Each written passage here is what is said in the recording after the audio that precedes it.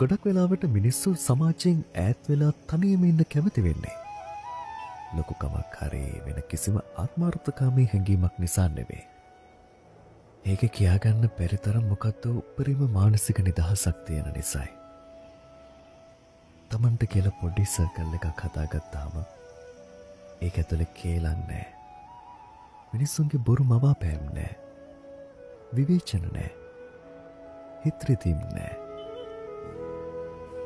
කොටින්ම කිව්වොත් තනි වෙන පාඩුවේ ඉන්න ගොඩක් මිනිස්සු වැඩිපුරම සතුටින් ඉන්නේ තමන්ගේ පුංචි සර්කල් එක ඇතුලේ. මේ ලෝකේ හැම මිනිහෙක්ම ජීවිතේ එකම එක කාලයකදී හරි තනි වෙන්න ඕනේ. මොකද තමන්ට කොතනදී හරි මගහැරුණු තමන්ව හොයාගන්න පුළුවන් හොඳම විදිය තියෙන්නේ එතන නිසා.